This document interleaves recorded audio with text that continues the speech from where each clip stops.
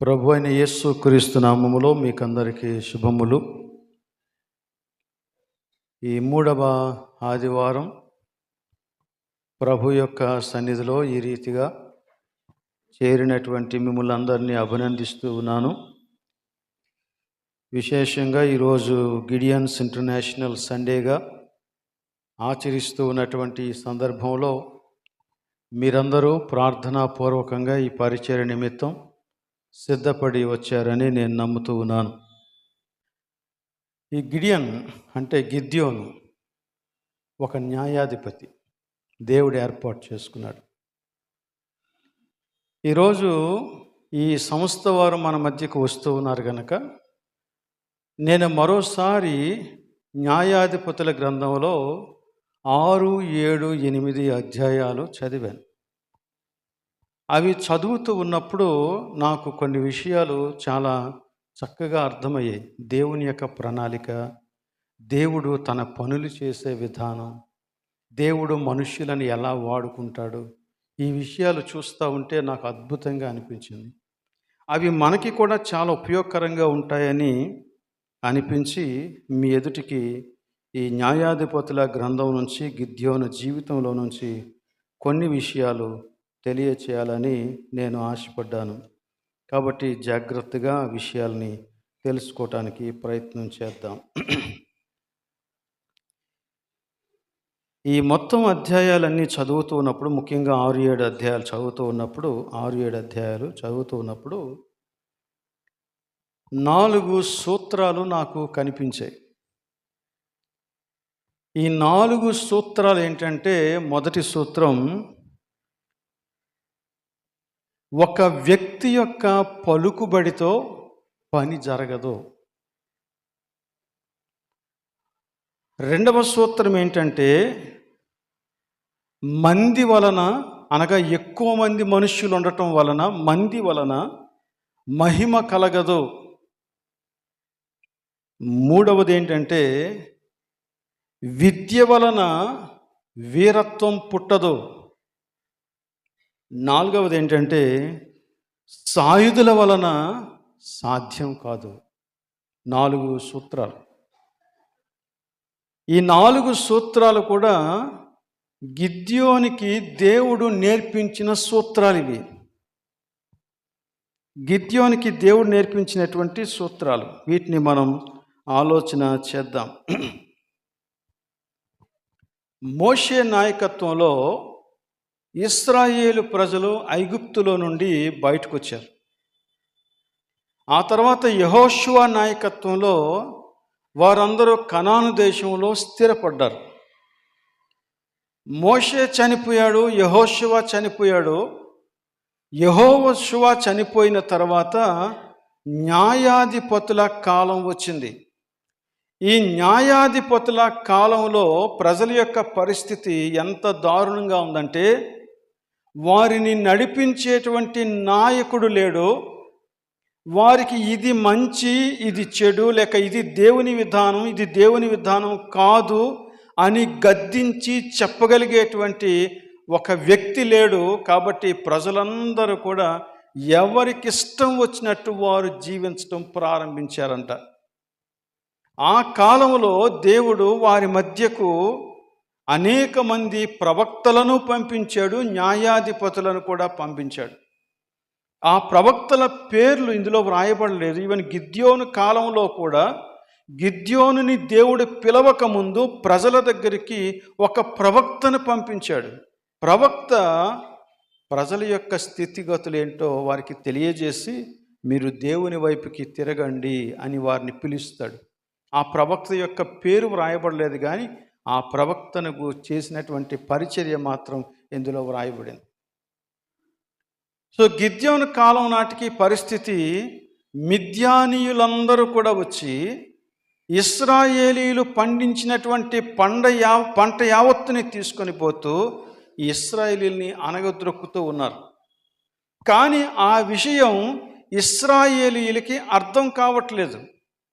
ఇశ్రాయేలీలు ఎంతసేపు ఏమనుకున్నారంటే, మేము వారిని ఎదిరించడానికి మా బలం సరిపోవట్లేదు అని మాత్రమే అనుకున్నారు, కానీ ఎందుకు బలం సరిపోవట్లేదో వారికి అర్థం కాలేదు. అలాగనే వారు దేవునిని విసర్జించి వారు ఏ ప్రజల మధ్య అయితే నివాసం చేస్తూ ఉన్నారో వారి యొక్క దేవతలను ఆరాధించడం ప్రారంభించారు. అందువలన వారి యొక్క స్థితిగతులన్నీ మారిపోయాయి. కానీ వారు ఆ సంగతిని ఏమాత్రం కూడా గ్రహించినటువంటి వారు కారు. చూడండి, న్యాయాధిపతుల గ్రంథంలో 6వ అధ్యాయంలో 7వ వచనం నుండి, మిద్యానీయుల వలన బాధను బట్టి ఇశ్రాయేలీయులు యెహోవాకు మొర్రపెట్టగా యెహోవా ఇశ్రాయేలీయుల యొద్దకు ప్రవక్తను ఒకని పంపెను. అతడు వారితో ఇలాగు ప్రకటించెను, ఇశ్రాయేలీయుల దేవుడైన యెహోవా సెలవిచ్చినదేమనగా, నేను ఐగుప్తులో నుండి మిమ్మును రప్పించి దాసుల గృహములో నుండి మిమ్మును తోడుకొని వచ్చి తిని ఐగుప్తీయుల చేతిలో నుండి మిమ్మును బాధించిన వారందరి చేతిలో నుండి మిమ్మును విడిపించి మీ ఎదుట నుండి వారిని తోలివేసి వారి దేశమును మీకిచ్చి తిని మీ దేవుడైన యెహోవాను నేనే. మీరు అమోరీయుల దేశమును నివసించుచున్నారు, వారి దేవతలకు భయపడకొడి అని మీతో చెప్పి తిని గాని మీరు నా మాట వినకపోతిరి. ఇది పరిస్థితి అన్నమాట. దేవుడు ప్రవక్త ద్వారా ఈ మాట సెలవిచ్చినప్పటికీ వారు దేవుని యొక్క మాట వినలేదు. అందువలన వారికి పరిస్థితులన్నీ కూడా దాపురించాయి. గిద్యోను భయపడి మిద్యానీయులు కంటపడకుండా, అమోరీయులు కంటపడకుండా ఒక గానుగు చాటున దాక్కొని తనకు వచ్చినటువంటి కొంచెం పంట గోధుమలను ఆయన దుల్లగొడుతున్నాడంట. ఆ సమయంలో దేవుడు అతన్ని దర్శించి గిద్యోనుతో పలికిన మాట ఏంటంటే, ఏమని? బలాఢ్యుడా, పరాక్రమ గల బలాఢ్యుడా గిద్యోను, నువ్వురా, మిద్యానీయుల చేతిలో నుండి ఇశ్రాయేలులను తప్పించవలసిన వాడు నువ్వే అంటాడు. గిద్యోనికి అర్థం కాలేదు. గిద్యోను తన గురించి తనకు కొన్ని అంచనాలు ఉన్నాయి. తాను వెంటనే దేవునితో ఇలా మాట్లాడాడు. 16వ వచనంలో చూడండి, 15వ వచనంలో చూడండి. అతడు, చిత్తము నా ఏలినవాడా, దేని సహాయము చేత నేను ఇశ్రాయేలీయులను రక్షింపగలను? నా కుటుంబము మనస్సే గోత్రములో ఎన్నిక లేనిదే, నా పితరుల కుటుంబంలో నేను కనిష్ఠుడినై ఉన్నానని ఆయనతో చెప్పాను. ఇది గిద్యోను దేవునికి చెప్పినటువంటి సమాధానం. నువ్వురా, నీ ద్వారా మిద్యానీయుల నుండి నేను ఇశ్రాయేలీయులను విడిపిస్తాను అంటే నేనెవరిని ప్రభువా అంటున్నాడు.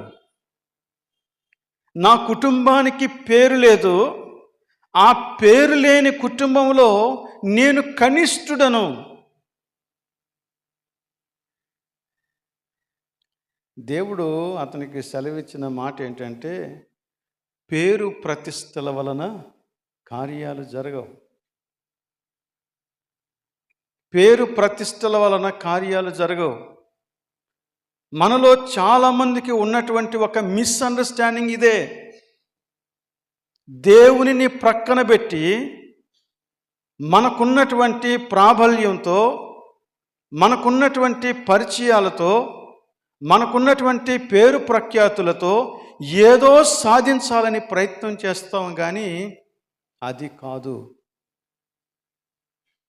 బైబిల్లో చాలామంది అలా వారి యొక్క స్వంత గొప్పతనాన్ని బట్టి ఏదో చేయటానికి పూనుకున్నారు, కానీ వారు చేయలేకపోయారు.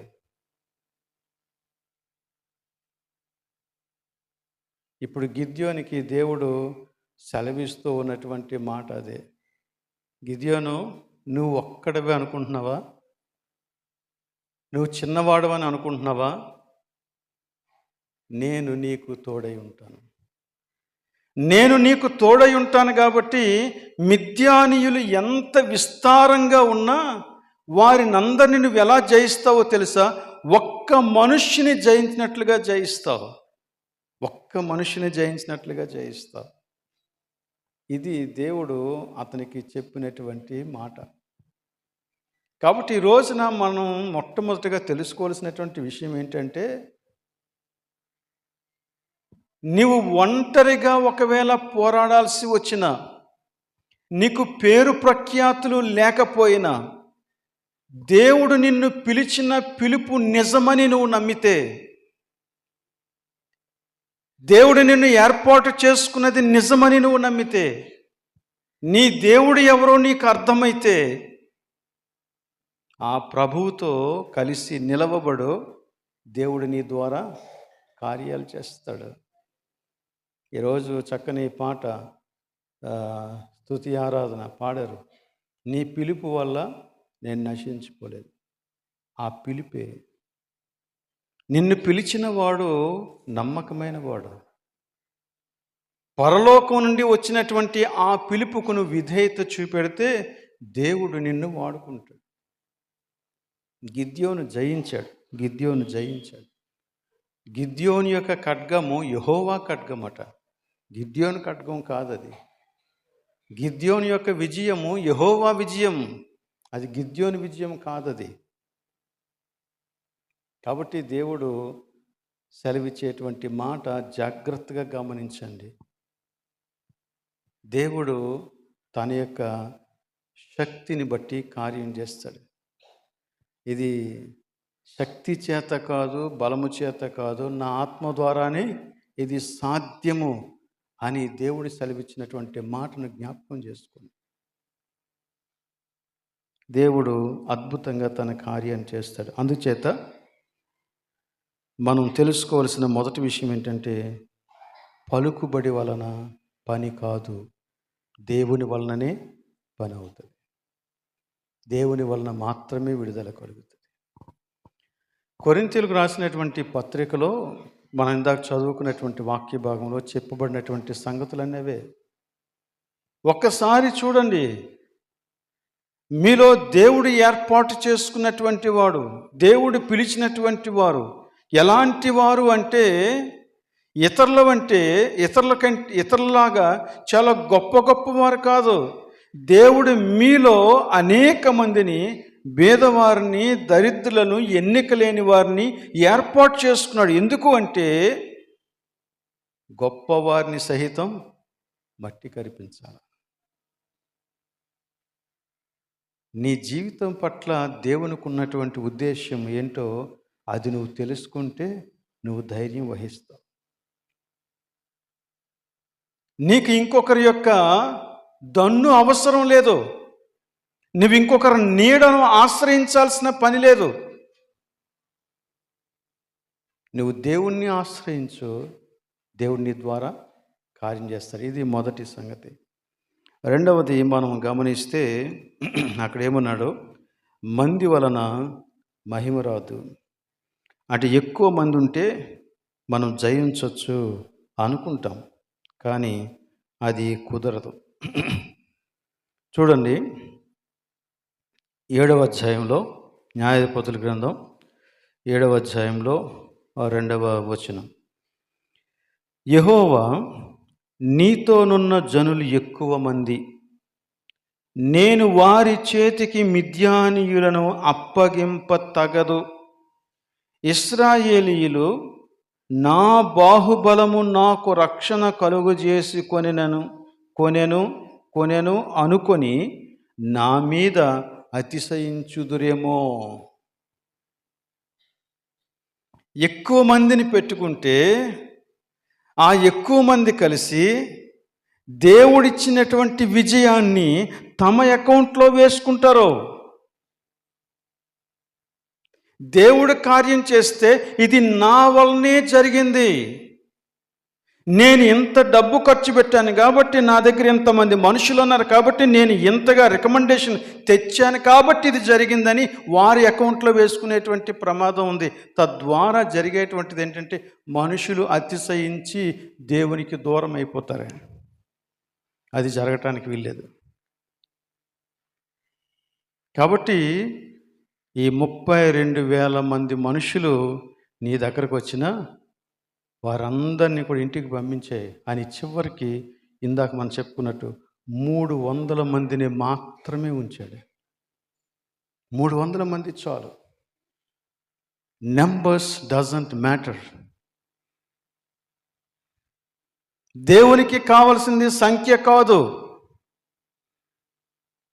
దేవునికి కావలసింది ఎంతమంది నీ పక్షంగా ఉన్నారని కాదు. అసలు దేవుని కార్యం నెరవేర్చడానికి ఎంతమంది విధేయులుగా ఉన్నారనేది కావాలి దేవునికి. నువ్వు ఒక్కడవే నిలబడ్డావా? ఏమీ వరి అవ్వద్దు. నువ్వు మైనారిటీ కాదు, నువ్వు మెజారిటీ. ఎవరో ఒక ఆయన అంటాడు కదా, నేను ప్లస్ యేసు, అది మెజారిటీ. అంతే. నీతో పాటు ఎవరు నిలవటం లేదా దేవుని కార్యాలు చేయటానికి? నువ్వు భయపడాల్సిన పని లేదు, రాజీ పడాల్సిన పని లేదు.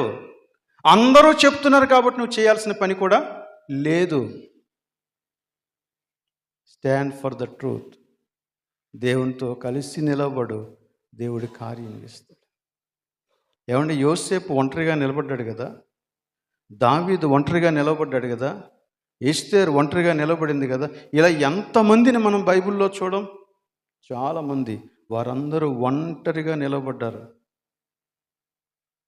దేశాలని కదిలించారు. సంస్థానాలన్నీ కూడా వీరి యొక్క అధికారం క్రిందకు వచ్చేలాగానే దేవుడు చేశాడు. దేవునికి కావలసింది మన యొక్క మంది మార్బలం కాదు. దేవునికి కావలసింది విధేయత కలిగిన ఒక్కడుంటే చాలు. ఒక్కడుంటే చాలు. దేవుడు నీ ద్వారా గొప్ప కార్యాన్ని చేయటానికి సిద్ధపడుతూ ఉన్నాడు. ఆ తర్వాత 3వ సూత్రాన్ని మనం గమనిస్తే 10వ వచనంలో ఉంటుంది, విద్య వలన వీరత్వం పుట్టదు. వీరత్వం సాధించడానికి కావలసినటువంటి ధైర్యం విద్య వలన వచ్చేది కాదంట. నీ నైపుణ్యం కానీ, అంటే నీ స్కిల్స్ కానీ, నీ యొక్క ఎడ్యుకేషన్ కానీ, నీకున్న తెలివి కానీ, నీకున్న జ్ఞానం కానీ, నీ దగ్గర ఉండేటువంటి ప్రణాళికలు కానీ అవి పారవు. నిజంగా దేవునికి మహిమ కలిగే విధంగా కార్యం జరగాలి అంటే నువ్వు విద్యను కాదు ఆశ్రయించవలసింది, దేవునిని ఆశ్రయించాల. దేవుణ్ణి ఆశ్రయించాల. చూడండి 10వ వచనంలో ఏముందో. 7వ అధ్యాయం 10వ వచనం, పోవుటకు నీకు భయమైన ఎడలా నీ పనివాడైన పూరాతో కూడా దండుకు దిగిపొమ్ము. వారు చెప్పుకొనుచున్న దానిని వినిన తరువాత నీవు ఆ దండులోనికి దిగిపోవుటకు నీ చేతులు బలపరచబడును. దేవుడు ఒక వ్యక్తిని ఎంతగా బలపరుస్తూ ఉన్నాడో చూడండి. గిద్యోను చాలా భయస్థుడు.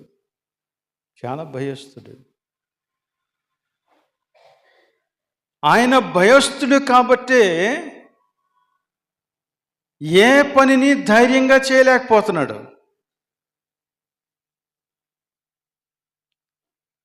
దేవుడు మాట్లాడినప్పుడు దేవుడే మాట్లాడుతున్నాడా నాతో అనే భ్రమను తీసివేసుకోవటానికి దేవుడు అక్కడ ఒక సూచన చూపించాడు. గిద్యోను నమ్మాడు. దాన్ని నమ్మాడు కానీ ధైర్యం సరిపోవట్లేదు.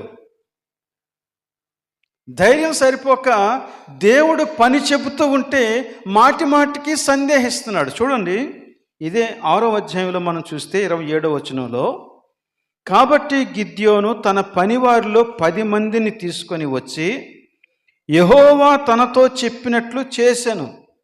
అతడు తన పితరుల కుటుంబమునకును ఆ ఊరి వారికిని భయపడినందున పగలు దానిని చెయ్యలేక రాత్రి వేళ చేశాను. ఇది గిద్యోను యొక్క పనితనం. తన భ్రమ తీరిపోయింది, తనతో పాటు మాట్లాడినవాడు దేవుడే అని తెలిసింది.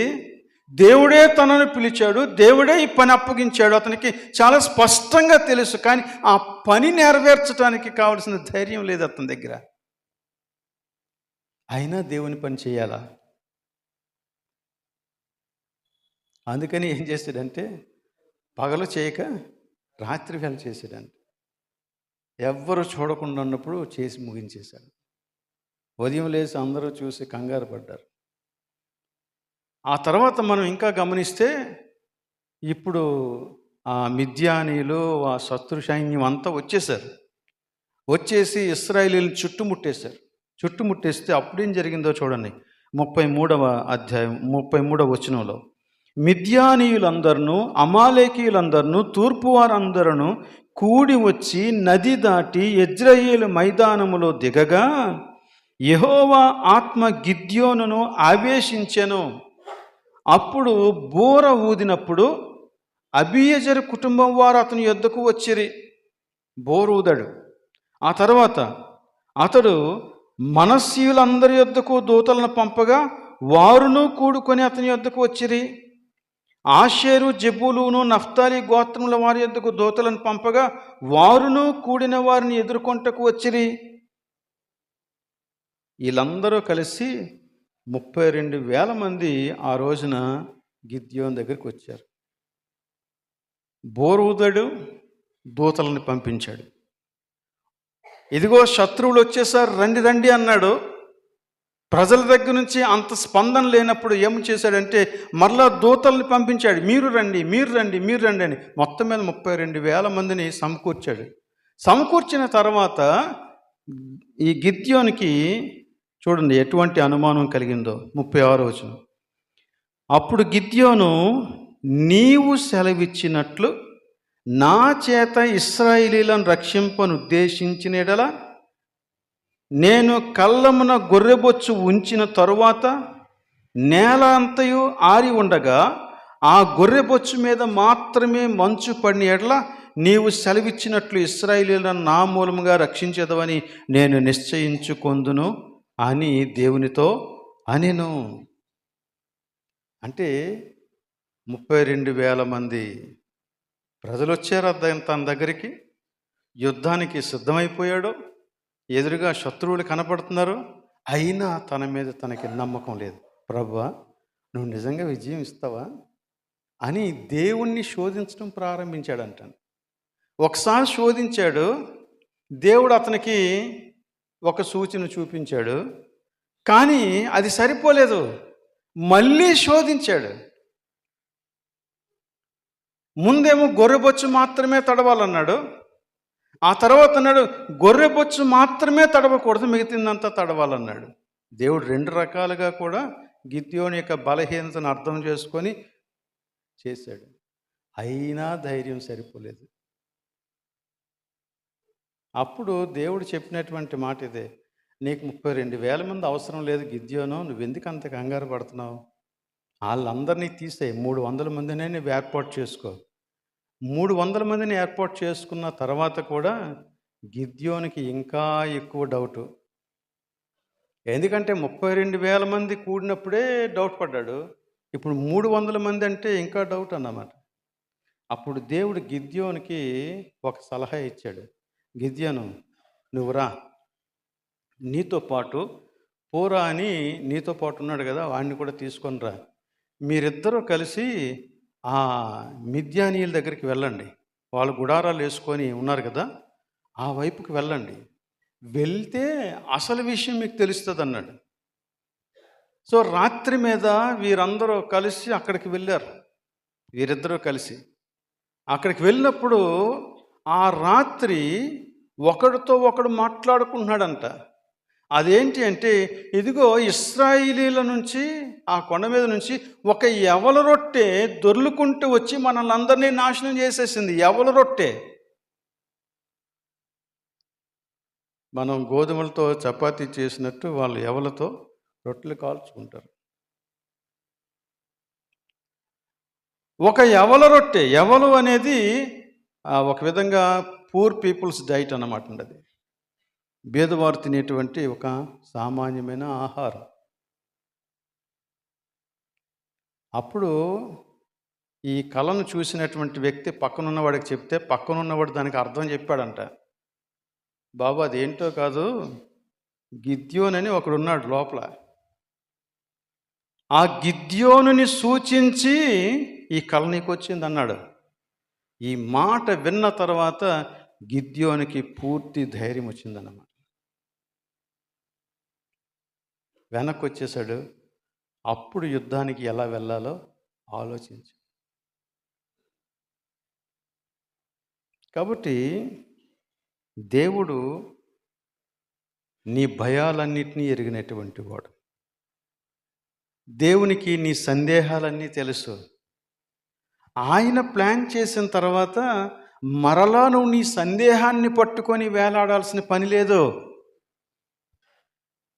ఎందుకంటే అది నీ తెలివి చేత కానీ, నీ విద్య చేత కానీ, నీ యొక్క తలాంతుని బట్టి కానీ, నీకున్న నైపుణ్యాన్ని బట్టి కానీ జరిగే విషయం కాదు. దేవుడు చేయబోయేటువంటి కార్యం అది. దేవుడు చేయబోయే కార్యం. దానికి కావాల్సిందల్లా ఏంటంటే దేవుడు చెప్పినట్లుగా చేయటమే. దేవుడు చెప్పినట్లుగా చేయటమే. దేవుని కార్యాలు దేవుని విధానంలోనే జరగాల. మన యొక్క విద్య, మన నైపుణ్యం, మనకున్నటువంటి ప్రతి విధమైన తలాంతులు ఇవన్నీ కూడా దేవుని యొక్క చిత్తంలో ఉంటేనే సరిగా వాడబడతాయి. లేదంటే అవే మనలను కూల్చేస్తాయి. కాబట్టి గిద్యోను దేవుని మీద ఆధారపడ్డాడు. దేవుడే కావాలి. అందుకే మోషే సకల విద్యలలో ప్రావీణ్యుడైనప్పటికీ కూడా, ప్రభువా నువ్వు రాకపోతే మమ్మల్ని ఎక్కడి నుంచి తోడుపో, మేము వెళ్ళాం, నువ్వు వస్తేనే మేము వెళ్తాం అని దేవుని ఎదుట ఉపవాసం ఉండి కనిపెట్టి దేవుడు తమతో రావాలని కోరుకున్నాడు.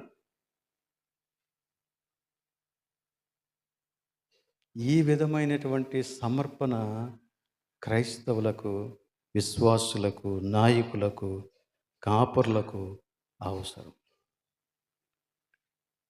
ఇక్కడ మనం గమనించాల్సిన మరో విషయం ఏంటంటే, అందరూ కలిసి నీ మీదకి ఎందుకు దాడికి వస్తున్నారో తెలుసా? అందరూ కలిసి నిన్ను అంతం చేయటానికి ఎందుకు ప్రయత్నం చేస్తున్నారో తెలుసా? వారికి భయం.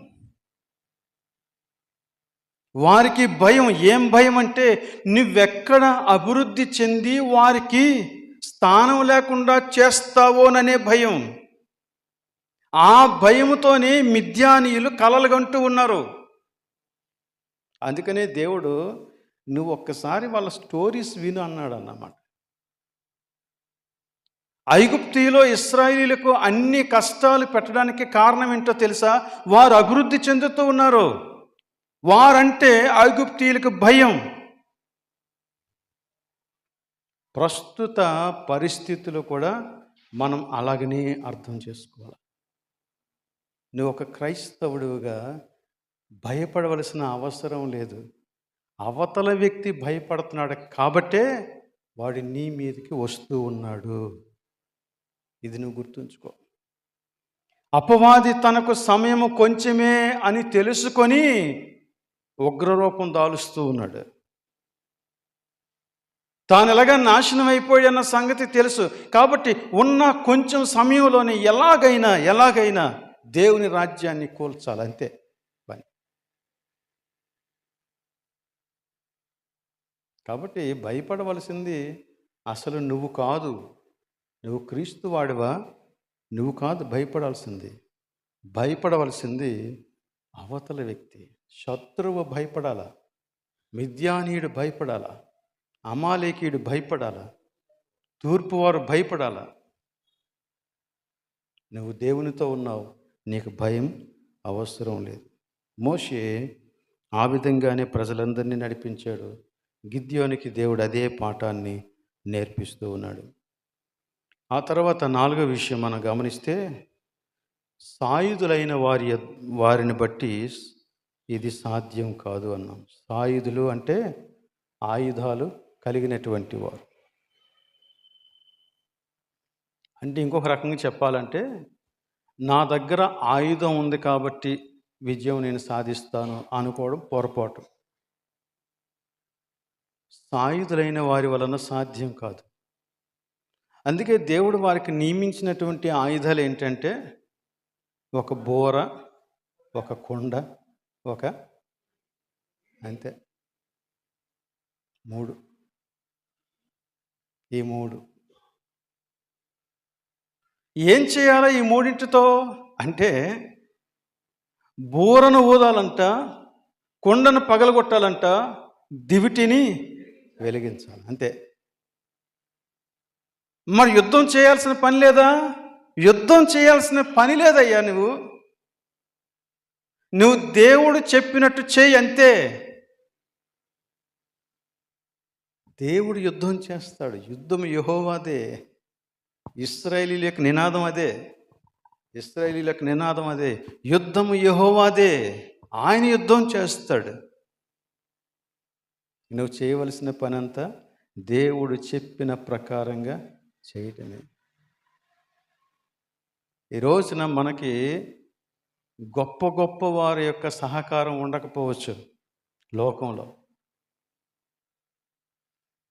నీకు దేవుడు తెలుసు కదా, ఆయన సన్నిధిలో మోకాళ్ళేయి.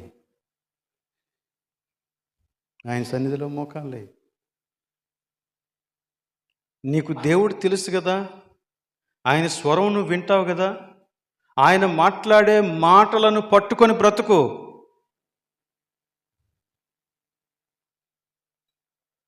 అంధకార సంబంధమైనటువంటి లోకస్తుల మధ్య నువ్వు ఒక జ్యోతిలాగా వెలుగు. విజయం నీదే. విజయం నీదే. ఈ పాఠాన్ని దేవుడు గిద్యోనికి నేర్పించాడండి. ప్రతి క్రైస్తవుడు ఈ పాఠం నేర్చుకోవాల్సిందే. దేనికి భయపడాలా? దేనికి భయపడాల్సిన పని లేదు. ఈ 4 విషయాలకి అయ్యో నాకు పలుకుబడి లేదు, నా దగ్గర ఎక్కువ జనం లేదు, నాకు బోలెడంత విద్య లేదు, నైపుణ్యం లేదు, నా దగ్గర ఆయుధాలు లేవు అనుకుంటే దేవుడి 4ంటికి కలిపి ఒకటే సమాధానం చెప్పాడండి. అదే 6వ అధ్యాయం 16వ వచనంలో ఉంది. ఏంటది? నేను నీకు తోడయుందును గనుక ఒకే మనుష్యుని హతము చేసినట్లు మిద్యానీయులను నీవు హతము చేయుదువని సెలవిచ్చాను. అంతే. నేను నీకు తోడై ఉంటాను. నేను నీకు తోడై ఉంటే పలుకుబడితో నీకు సంబంధం లేదు. నేను నీకు తోడై ఉంటే మందితో సంబంధం లేదు. నేను నీకు తోడై ఉంటే విద్యా నైపుణ్యాలతో నీకు సంబంధం లేదు. నేను నీకు తోడై ఉంటే ఆయుధాలతో నీకు పని లేదు. నేను నీ కార్యాన్ని నెరవేరుస్తాను. కాబట్టి గిద్యోను రా అంటే గిద్యోను దేవుని మాట చొప్పున మాట్లాడకుండా చేశాడు. చేసినప్పుడు అద్భుతమైన విజయం కలిగింది. నిజానికి అక్కడ ఎలా ఉన్నారో చూడండి. ఆ జనాన్ని ఒకసారి మనం చూస్తే భయంకరంగా ఉన్నారు. చూడండి 7వ అధ్యాయంలో 12వ వచనం మీరు గమనించండి. మిద్యానీయులను, అమాలేకీయులను, తూర్పువారును లెక్కకు ఎలా ఉన్నారు? మిడతల వలె ఆ మైదానములో పరుండియుండిరి. లెక్కకు మిడతల్లాగా ఉన్నారంట. తర్వాత ఇంకా ఏమన్నాడు? వారి ఒంటెలు సముద్ర తీరమందున్న ఇసుక రేణువుల వలె లెక్కలేనివై ఉండెను. ఎంత జనం, ఎన్ని ఒంటెలు, అసలు వాళ్ళ యొక్క ఆయుధాలు ఏంటి, వారి యొక్క పరిస్థితి ఏంటి, దీని అంతటినీ చూస్తుంటే ఒక వ్యక్తి గుండె జారిపోతాడు అంతే. అందుకనే గిద్యోనికి అసలు ధైర్యం లేదు ఏమాత్రం. కానీ దేవునితో ఎప్పుడైతే జత కలిశాడో,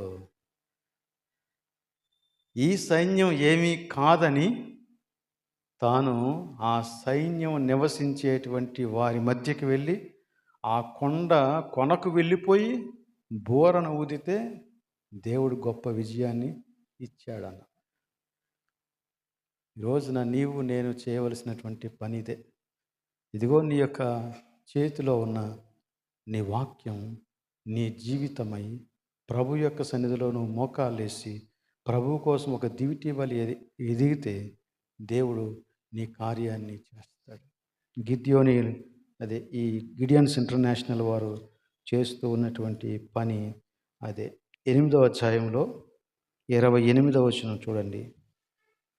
మిద్యానీయులు ఇశ్రాయేలీయుల ఎదుట అనపబడి అటు తరువాత తమ తలలను ఎత్తి కొనలేకపోయిరి.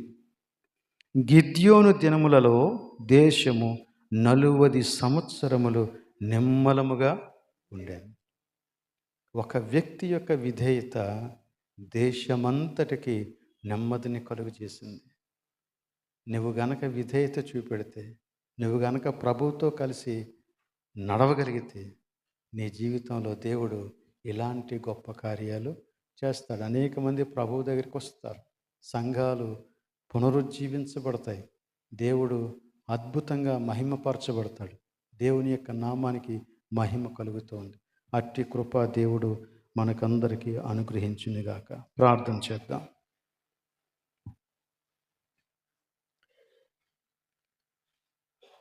ప్రేమ కలిగిన మా ప్రభువా, నీకు వందనాలు.